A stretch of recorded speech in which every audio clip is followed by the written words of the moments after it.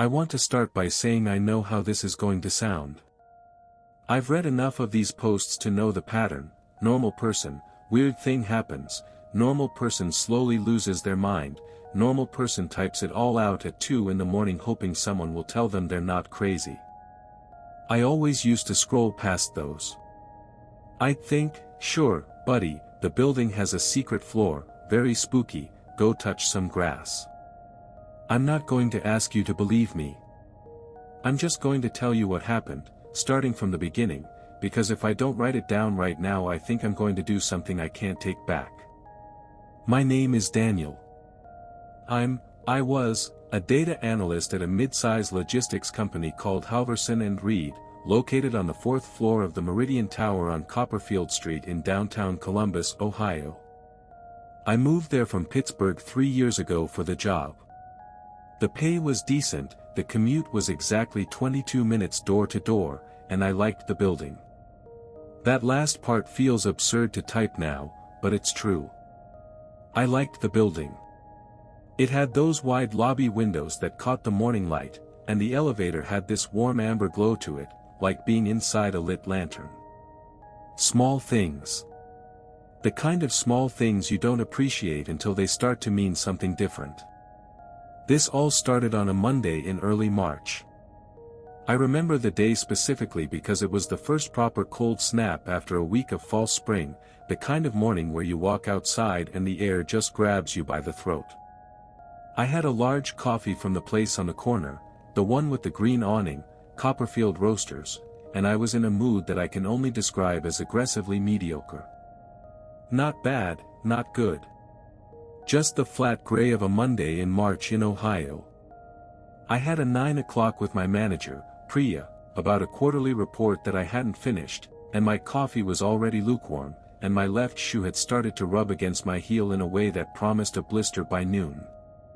That's the kind of person I was that morning. That's the kind of morning it was.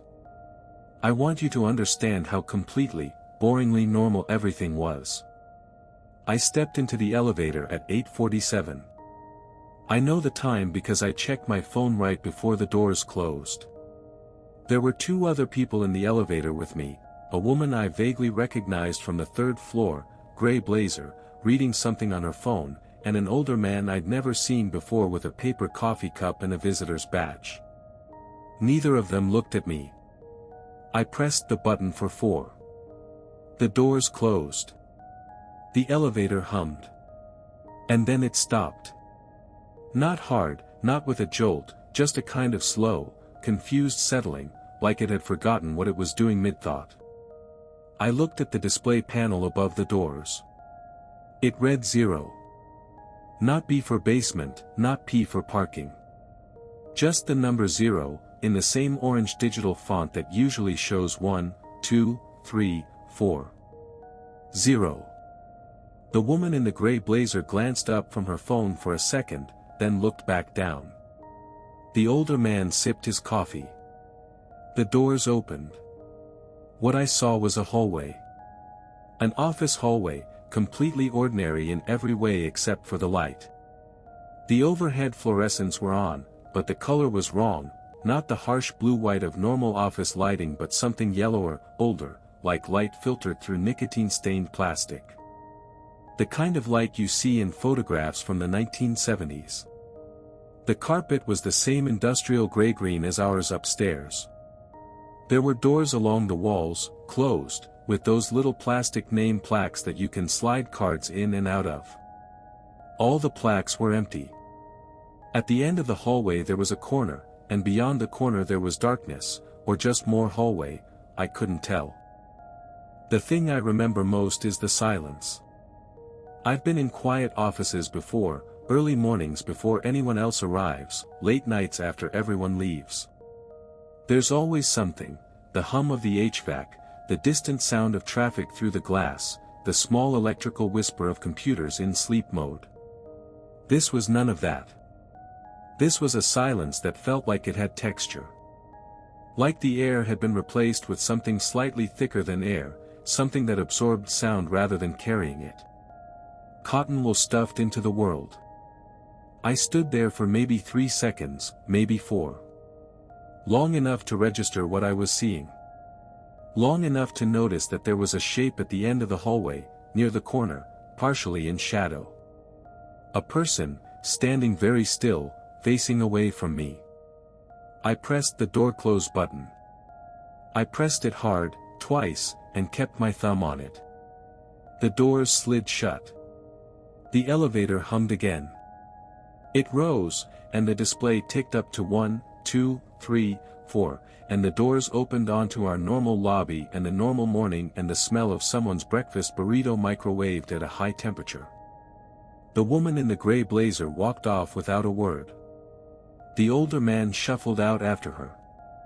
I stood in the elevator a second longer than I should have, and then I went to my desk and told myself the building's floor sensor had glitched and that what I'd seen was some kind of basement maintenance area, maybe a storage floor they'd temporarily converted, maybe a film set, maybe anything.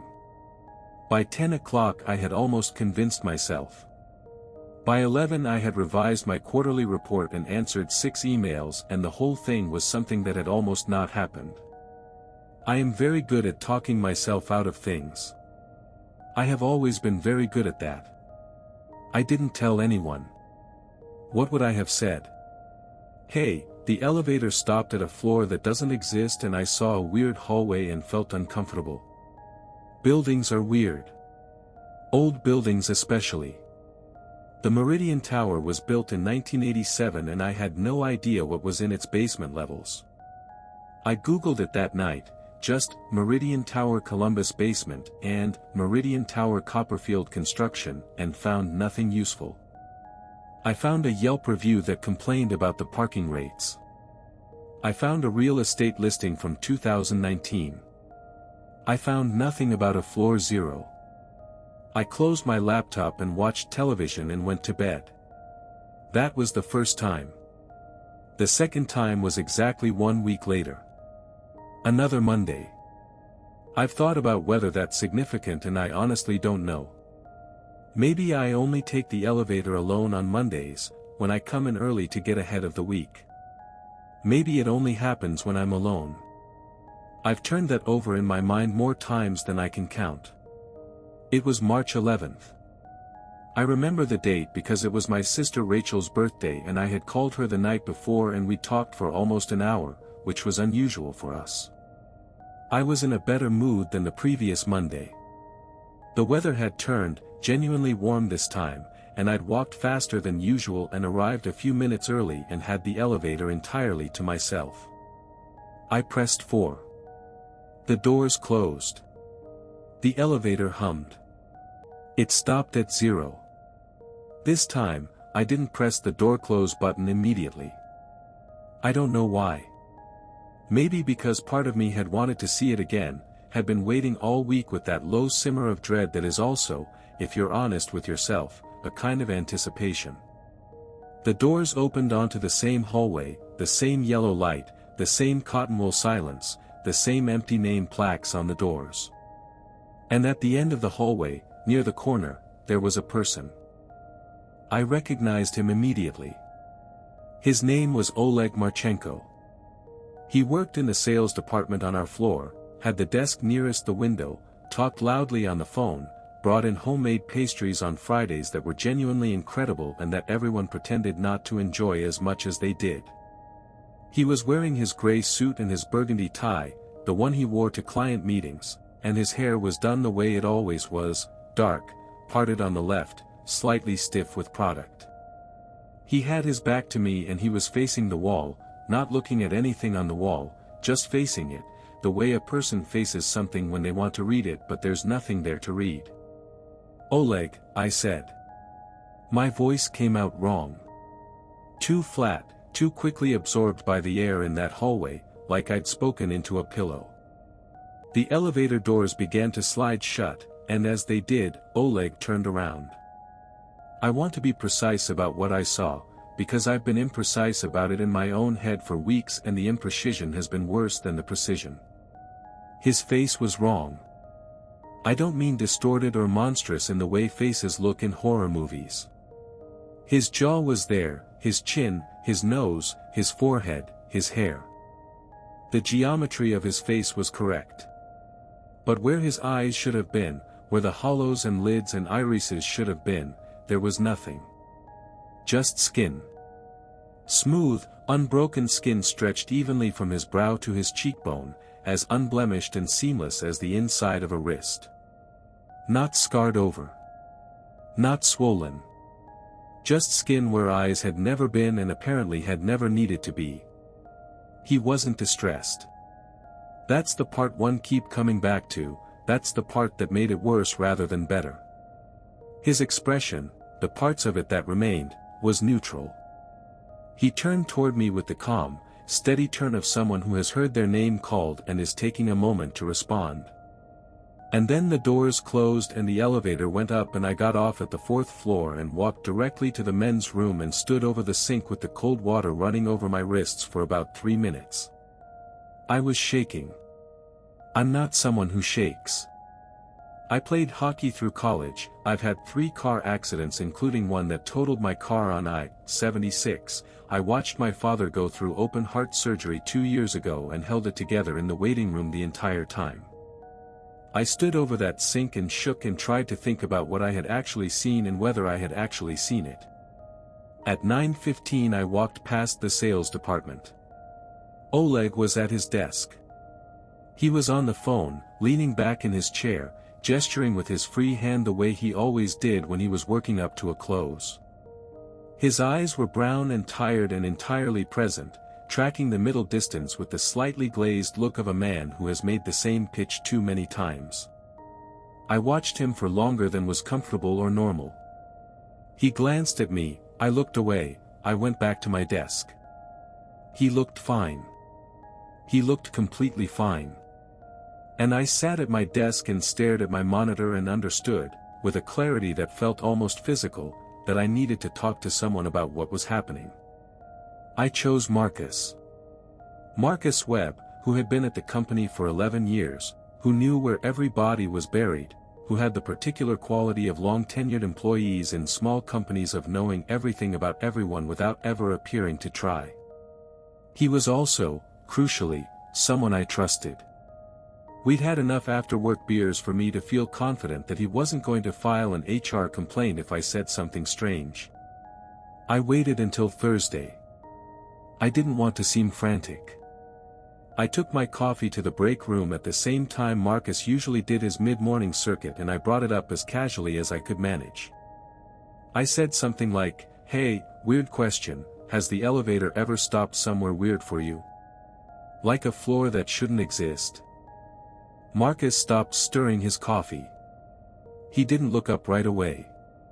He stirred it one more time, slowly, and set the spoon down on the counter with a small careful click. Then he looked at me. His expression was not the expression of a man hearing something crazy. It was the expression of a man hearing something he'd hoped not to hear.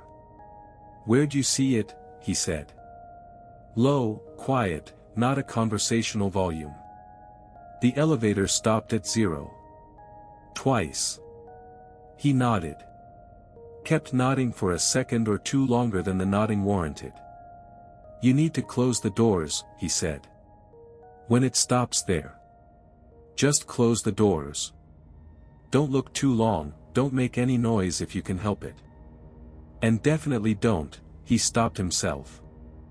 Looked at the door of the break room, which was open, and then back at me. "Don't step out. Don't call out to anything you see in there. Just close the doors." I called out, I said. I said Oleg's name. Something passed across his face. I couldn't read it exactly. It wasn't quite alarm, it was something more like the expression of a person who has been told a friend has taken a dangerous road home and is working out whether they made it safely. "What did you see?" he asked. I told him. About the face. About the skin where the eyes should be. He listened without interrupting, and when I was done he was quiet for a moment and then he said, very carefully, "You shouldn't have said his name. When you see them down there, you shouldn't speak." "Them," I said. "Whoever you see. Whatever it looks like." I asked him what was going on. He told me, in pieces, over the next 20 minutes in that break room, with his voice at a volume that barely carried across the counter. He told me that this was known, not widely, not officially, but known the way things are known in offices, through the accumulated whisper of years. The building had a floor 0. Not a basement, not a parking level. Something else. He didn't know what it was or how it was there or how long it had been there. He just knew that the elevator stopped there sometimes, usually in the morning, usually when you were alone, and that the rule, the unofficial, unwritten, carefully passed along rule, was that if it stopped there you closed your eyes, kept quiet, and did not open your eyes again until the doors closed. The eyes thing, I said. Why close your eyes? He looked at his coffee. Because some people say looking at them too long, looking at their faces, it does something. Like you're showing them what you have that they don't. I asked him if he'd ever been down there. No, he said. I've had it stop twice. Both times I closed my eyes before the doors opened. So you've never actually seen it? I've heard enough, he said. I asked him about the closing eyes rule, where it came from, who first said it. He didn't know. It was just there, like so many things in old companies, accumulated wisdom without a traceable source, the institutional memory of a building. Then I asked him about the secretary. I had heard it in pieces, the week before, in the smoking area outside the building. Two people from HR talking in that half-whispered way that means they know they shouldn't be having this conversation in a semi-public space. A name, Diane. Diane from reception, who had been at Halverson and Reed for 4 years and whose desk was always covered in photographs of her 2 cats and her sister's kids in Dayton, Ohio. They stopped talking when they saw me. I asked Marcus about her now.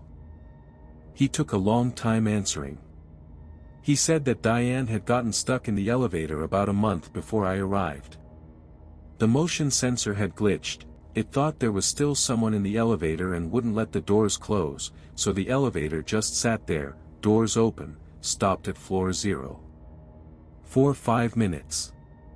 He said people had noticed she wasn't at her desk and gone looking, and when they found the elevator bank the car was there on the ground floor with the doors open and Diane's bag was on the elevator floor, her bag, her phone, her cardigan. The elevator was empty.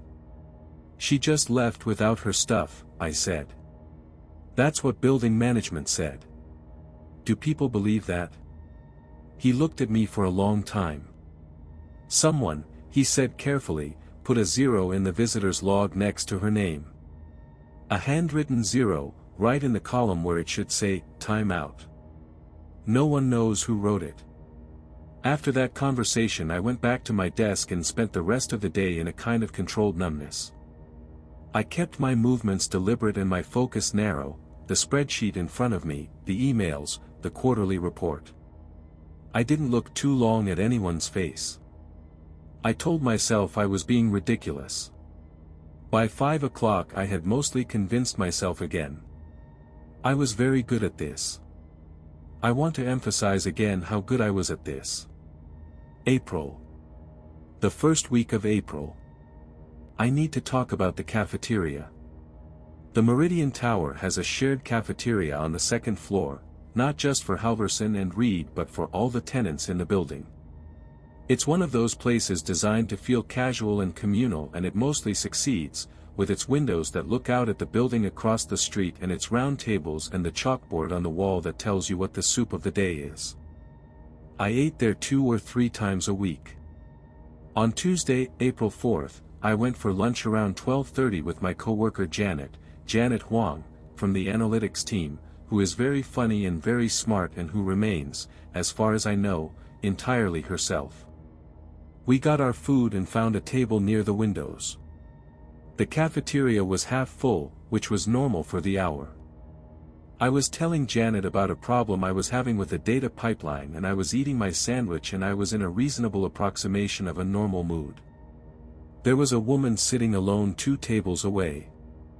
I don't know who she was, She wasn't from our floor, she might not have been from our company at all. The cafeteria was open to the whole building.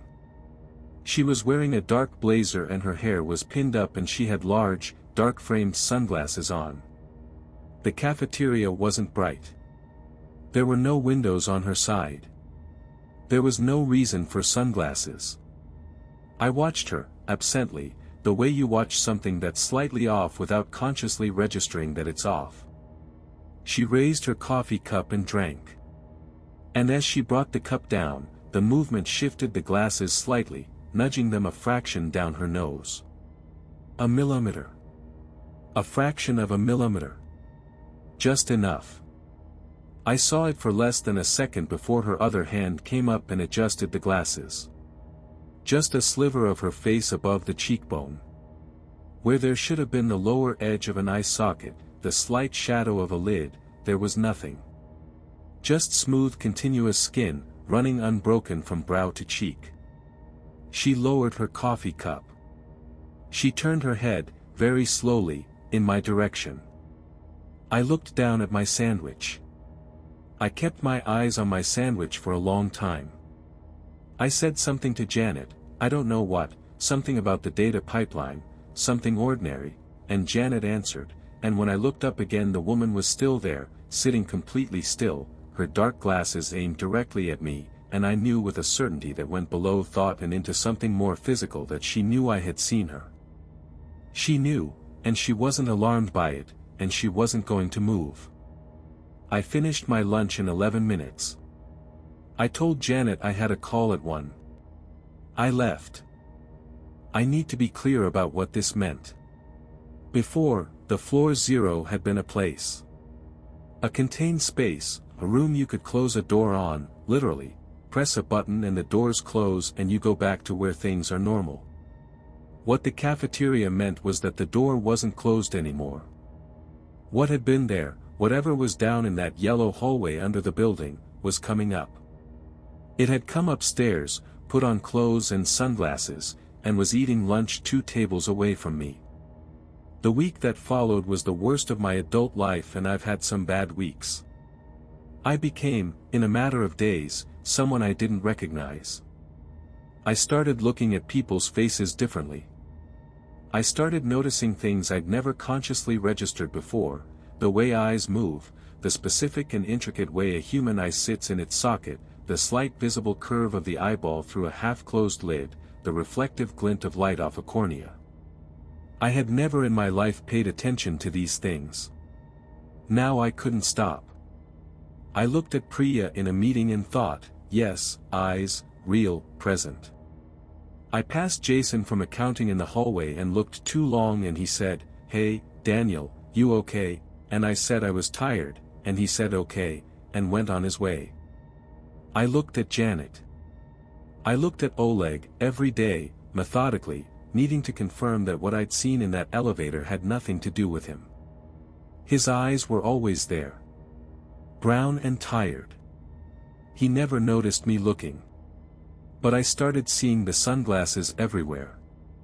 This is where I have to be careful, because I know what paranoia looks like and I know the mind's tendency to find patterns that confirm what it already fears. I am a data analyst. Pattern recognition is literally my job, and I know better than most how wrong a model can go when the training data is contaminated by assumption. So I tried to be rigorous. I tried to apply a standard.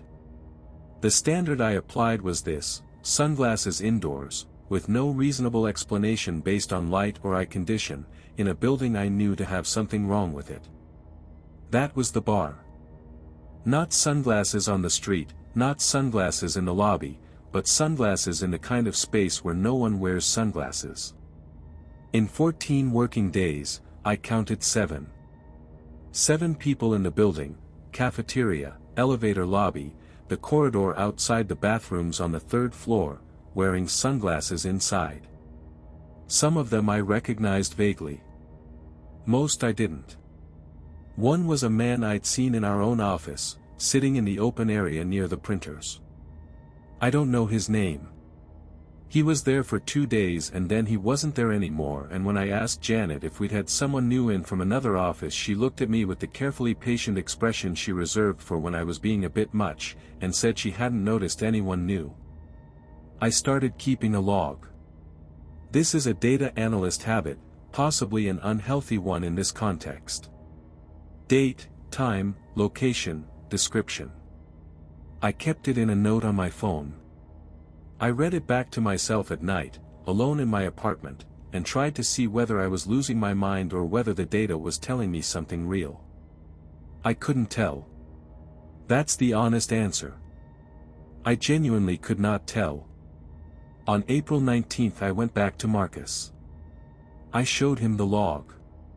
He read it carefully, slowly, in the way of someone who is choosing whether to tell you something they've been holding back. He handed me the phone. He was quiet for a moment and then he said, "You need to leave the building." What? I mean quit. Leave the company. Don't come back to this building. Because of sunglasses? Because of what the sunglasses mean. He kept his voice low. His afternoon coffee was in front of him, untouched.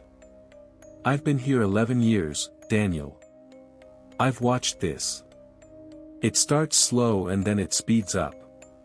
Once they start coming up to this floor, it doesn't stop.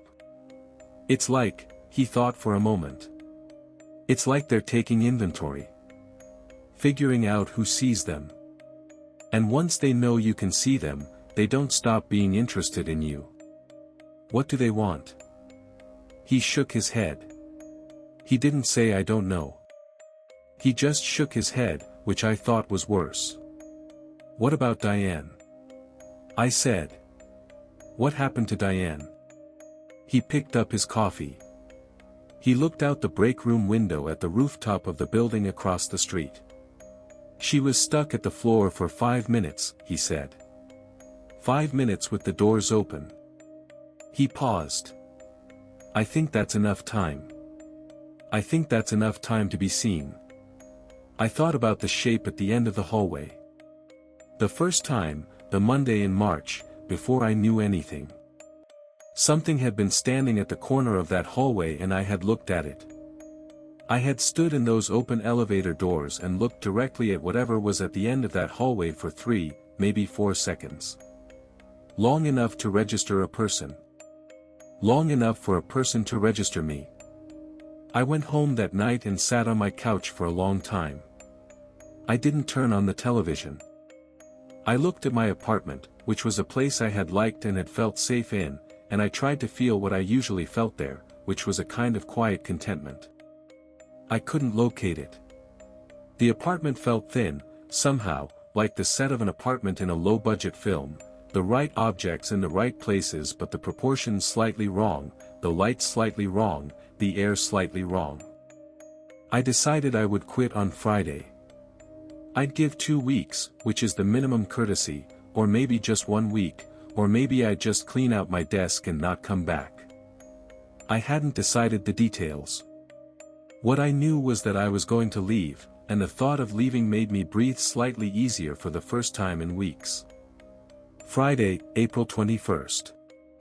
I got my box from the supply closet, one of those flat ones that paper reams come in, and I spent 20 minutes putting things in it.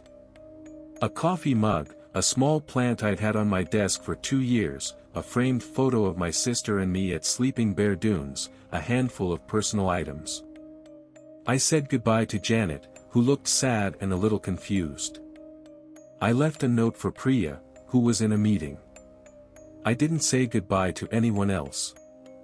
I took the stairs down to the lobby, which I had been taking every morning and evening for 2 weeks, because I had not gotten back in the elevator since the woman in the cafeteria. At the bottom of the stairs I pushed the door to the lobby and it was locked. The handle turned but the door didn't move. I tried it twice. I went back up to the first floor and tried that door. Also locked. I went up to the second floor. Locked. I walked the stairwell all the way to the 6th floor, which was the top floor, and tried every door.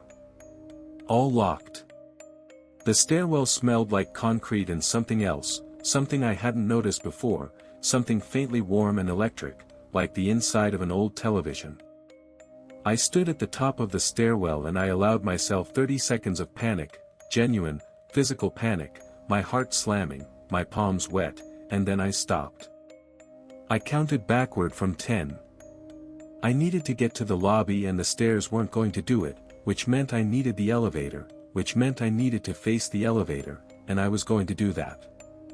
I was going to get in the elevator and I was going to press L for lobby and I was going to walk out through the front door of this building and get on with the rest of my life.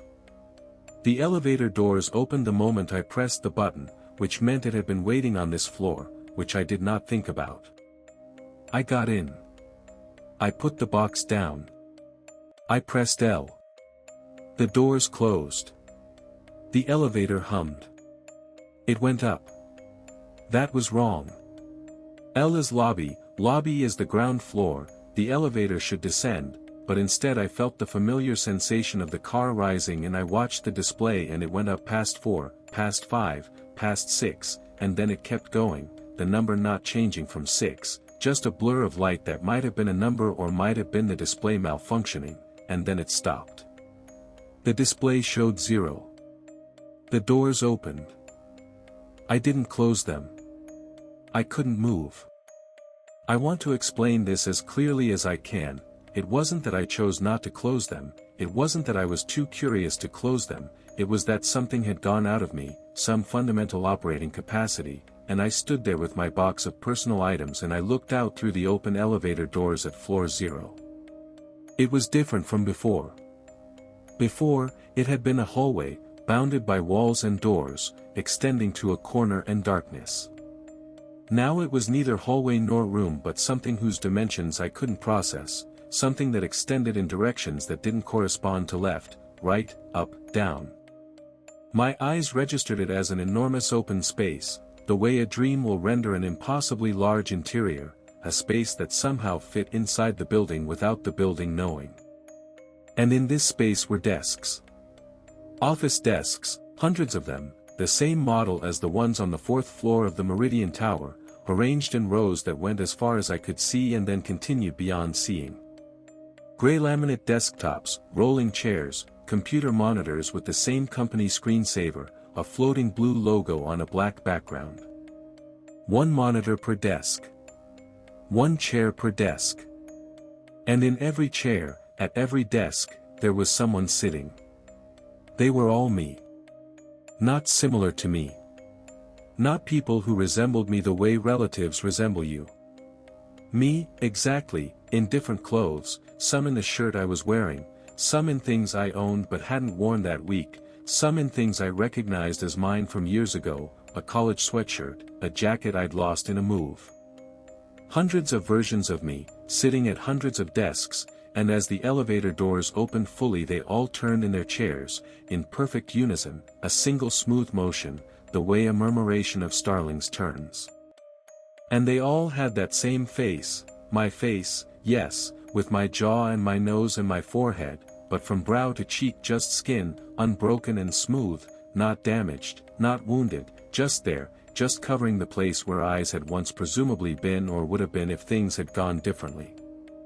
I stood there and looked at myself looking at me, 200 or 500 versions of me, sitting at desks they would apparently never leave, and then there was a sound from the elevator speaker, a mechanical crackling, and a voice, not a robotic voice exactly but a voice that was using the wrong frequencies, a voice assembled from the wrong parts, said, "Your shift will continue indefinitely. Please remove your eyewear. I don't wear glasses. I don't wear contact lenses. I haven't worn sunglasses indoors." What eyewear, I thought, and then I raised my hand. I don't know why I raised my hand, some automatic response to the request, the way you reach for a ringing phone, and I touched my face. I touched my face and I found the territory wrong. I found the topography of my own face rearranged. Under my fingers, above my cheekbones, below my brow, there was nothing. There was warmth and skin and a seamlessness that was somehow worse than any open wound could have been, a completeness where there should have been hollows, a smoothness where there should have been the soft specific machinery of sight. My box of personal items is still in the elevator. I know this because I can see it from here. My coffee mug, my plant that I've had for 2 years, the photograph of my sister and me at Sleeping Bear Dunes. The elevator doors are open. They have been open for some time now. I cannot see the lobby from here. I cannot see anything from here, of course, except in the way that I am apparently still able to perceive this place and still able to feel my fingers on the keyboard, which means something is still working, something still serves the function that sight used to serve, and I am trying not to think too hard about what that something is or where it came from. I'm posting this on my phone. I typed the whole thing on my phone, which is still in my pocket, which I can still operate by touch. I don't know how much longer that will last. I don't know how much longer anything will last. The other versions of me in their chairs have gone back to facing their screens. The screensaver still floats. The air still has that cotton wool quality, that total impossible silence. I want to say something to my sister Rachel. I want to say something useful, something that would help her, but I can't think of anything useful to say. I want to say something to Marcus, who tried to warn me, who told me to leave. I want to say something to Janet, who ate lunch with me and was funny and good and looked at the world with eyes she still has and probably doesn't think about. Keep your eyes. That's all I know now. Keep them and think about them and understand what you have and where it is and what it means that it's there. You don't think about your eyes. You shouldn't have to think about your eyes. I know that now in a way I never could have before, which is maybe the only gift of the situation I'm in, which is not much of a gift. The mechanical voice spoke once more, a few minutes ago. It said, "Please adjust your workstation and prepare for orientation." I don't know what orientation means here. I don't know what's going to happen to my phone. I don't know if this post is going to go through or sit in a draft folder forever or get eaten by the Wi-Fi, whatever Wi-Fi is connecting in this place where Wi-Fi shouldn't exist. I just know I'm typing this and the keys are there under my fingers and the words are forming, and for now, for whatever now is worth, I am still here and I am still